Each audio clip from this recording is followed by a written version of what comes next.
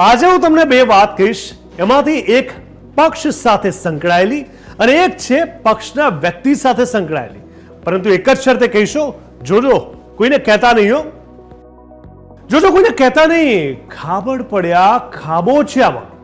અમે વાત નથી કરતા મંત્રી બચુભાઈ ખાબડની, પણ આ હકીકત છે ખાબડ પુત્રોની. મનરેગાના કામમાં ઉબડખબડ કામો કરવા જતા લાગ્યા કૌભાંડનો આરોપ અને મંત્રીના પુત્રોને થઈ જેલ.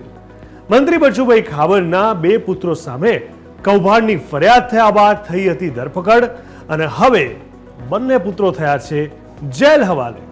પુત્રના પરાક્રમથી પસ્તાયા પિતા.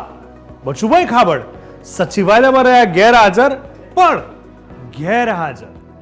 હવે પીએમ સાહેબના કાર્યક્રમમાં પણ રહેશે હાજર કે પછી ગેરહાજર? હવે વાત આપણે ગુજરાત કોંગ્રેસની પણ કરી લઈએ. ગુજરાત કોંગ્રેસમાં પણ નિમણૂકની લાગી છે બ્રેક. એક બાજુ ભાજપમાં પ્રદેશ પ્રમુખની પસંદગી ચડી છે ટલ્લે, તો બીજી બાજુ દરેક જિલ્લામાં કોંગ્રેસને પણ નથી મળી રહ્યા મુરત્યા. કોંગ્રેસમાં તો આમ કકડાટ છે કાયમનો. રાહુલ ગાંધી આવ્યા, મોટી મોટી વાત થઈ સંગઠનની. દરેક જિલ્લામાં પહોંચ્યા નિરીક્ષકો, નામોની પણ થઈ ગઈ ચર્ચા, પણ હજુ સુધી નિમણૂકના નથી કોઈ ઠેકાણા. કોંગ્રેસમાં ક્યારે થશે નિમણૂક એ તો ભગવાન જાણે.